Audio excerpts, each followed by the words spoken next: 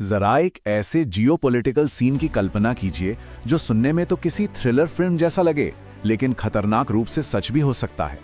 वो सीन है ईरान के सुप्रीम लीडर का सफाया। ये सिर्फ एक कहानी नहीं है, ये कहानी इंटरनेशनल पावर गेम्स के दशकों पुराने इतिहास को समझने का एक जरिया है।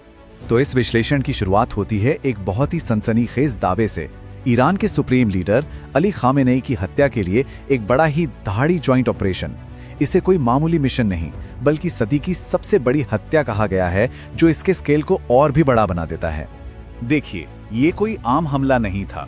कहानी एक ऐसे ऑपरेशन के बारे में है जिसे बहुत ही सटीकता से प्लान किया गया था।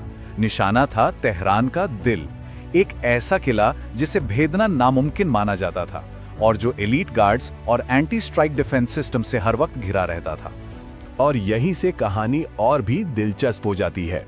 पूरा ऑपरेशन मानो एक धागे से लटका हुआ था। आखिरी मिनट में मिली एक इंटेलिजेंस रिपोर्ट ने सब कुछ बदल दिया। ये एक बहुत बड़ा दांव था जिसका अंत सुबह के एक बेहद सटीक और विनाशकारी हमले में हुआ। तो इस हमले का नतीजा क्या हुआ? पूरी तरह से तबाही। कहा गया है कि इस हमले ने न सिर्फ अयातुल्ला खामेनेई को बल्कि उनके सलाहकारों की पूरी टीम को खत्म कर दिया। मतलब एक ही झटके में पूरे शासन का सिर ही कलम कर दिया गया। लेकिन क्या ये सिर्फ एक हत्या थी? कहानी के मुताबिक ये उससे कई ज्यादा था। ये तो एक लंबे सीक्रेट वॉर का आखिरी चैप्टर था, एक ऐसा अभियान जिसे ईरान की पूरी सत्ता को गिराने के लिए बड़े सिस्टम से बनाया गया था। तो ये सत्ता की संरचना असल में दिखती कैसी है, इसे एक पिरामिड की तरह समझिए। सबसे ऊपर है ईरान के प्रॉक्सी ग्रुप्स जो पूरे मिडिल ईस्ट में फैले हुए हैं। उनके ठीक नीचे हैं शक्तिशाली इस्लामिक रेवोल्यूशनरी गार्ड कॉर्प्स यानी IRGC, और इस पिरामिड का बेस वो है देश का न्यूक्लियर प्रोग्राम, और इन सब के ऊपर बैठा है सुप्रीम लीडर। इस कहानी में जिस स्ट्रैटेजी का जिक्र है वो कुछ ऐसी है जैसे किसी मजबूत इमारत को गिराना हो।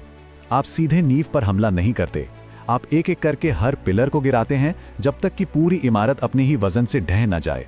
तो पहला पिलर थे प्रॉक्सी ग्रुप्स। कहानी बताती है कि कैसे हमास, हिजबुल्ला और हूथियों के लीडर्स का एक एक करके सफाया किया गया।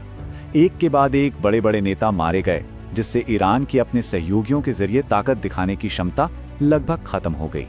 प्रॉक्सीज के कमजोर होने के बाद अगला निशाना था IRGC यानी ईरान के शासन की अपनी प्राइवेट आर्मी। और ये कोई जल्दबाजी में किया गया हमला नहीं था, ये एक ऐसा ऑपरेशन था जिसकी प्लानिंग महीनों से पर्दे के पीछे चल रही थी। ये कहानी का हिस्सा तो किसी हॉलीवुड थ्रिलर जैसा लगता है। इसमें बताया गया है कि कैसे मुसाद कमांडो ईरान में घुसे, ड्रोन्स की स्मगलिंग की और अंदर से ही एयर डिफेंस सिस्टम को नाकाम कर दिया। इससे इजरायली जेट्स को IRG के पूरे टॉप कमांड को एक झटके में खत्म करने का खुला रास्ता मिल गया। और जब ये सब चल रहा था, ठीक उसी वक्त एक और हमला हो रहा था ईरान के न्यूक्लियर प्रोग्राम पर। मेन फैसिलिटीज को तबाह कर दिया गया और जैसा कि कहानी में बताया गया है, टॉप साइंटिस्ट की हत्या कर दी गई, जिससे इस प्रोग्राम को कई साल पीछे धकेल दिया गया। तो थ्योरी के हिसाब से तो ईरान की पूरी सत्ता की संरचना ढह चुकी थी, मिशन पूरा हुआ, है ना? खैर, यहीं पर कहानी एक गहरा और ज्यादा परेशान करने वाला मोड़ लेती है। सवाल यह है कि क्या इससे सच में शांति आएगी, या ये कहानी हमने पहले भी कहीं देखी है? और यहीं पर यह पूरा विश्लेषण एक काल्पनिक थ्रिलर से एक कड़वे ऐतिहासिक सच में बदल जाता है। यह हमें सोचने पे मजबूर करता है कि इस तरह के दखल के पीछे असली इरादे क्या होते हैं। क्या ये वाकई शांति के लिए है, या फिर खेल कुछ और ही चल रहा है? इस विश्लेषण में तर्क दिया जाता है कि दशकों से अमेरिका अपने मिलिट्री ऑपरेशंस को सही ठहराने के लिए भाषा को एक हथियार की तरह इस्तेमाल करता रहा है। मतलब ह्यूमैनिटेरियन इंटरवेंशन जैसे शब्द असल में जियोपॉलिटिकल दबदबा बनाने जैसे असली मकसद को छिपाने का एक मुखौटा बन जाते हैं।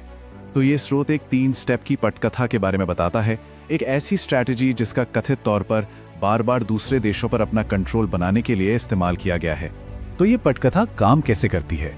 स्टेप 1, किसी ऐसे लीडर को हटाओ जो आपकी बात ना सुने और उसकी जगह अपनी पसंद का लीडर बिठा दो।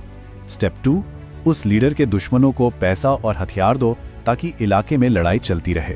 और स्टेप 3, अगर आपके इंटरेस्ट को खतरा हो तो पूरे इलाके में ही अस्थिरता फैला दो।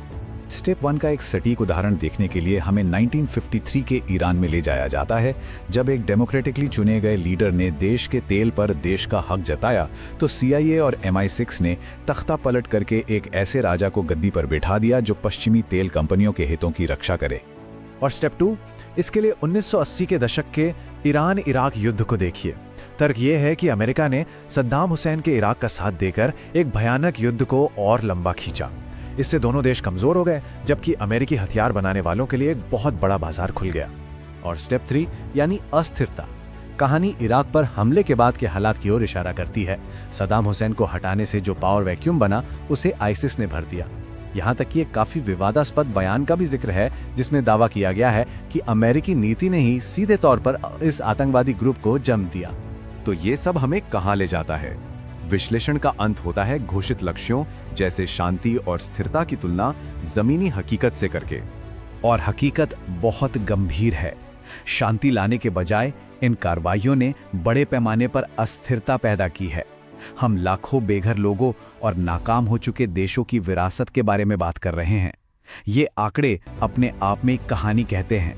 आखिर में यह सब सत्ता को समझने के दो अलग अलग तरीकों पर आकर टिक जाता है। क्या पावर में बने रहने का एकमात्र तरीका मैकियावेली वाला है, यानी पर्दे के पीछे क्रूरता से काम करो और दुनिया के सामने एक अच्छी छवि बनाए रखो, या फिर क्या कोई दूसरा परोपकारी रास्ता भी है जहां नैतिकता और लोगों के समर्थन से पावर हासिल की जाए? और यही वो सवाल है जो आखिर में हमारे लिए छोड़ा गया है। ये सिर्फ जियोपॉलिटिक्स के बारे में नहीं है, ये इस बारे में है कि हम एक ग्लोबल कम्युनिटी के तौर पर कैसी दुनिया बनाना चाहते हैं। आगे का रास्ता क्या है, इसका कोई आसान जवाब नहीं।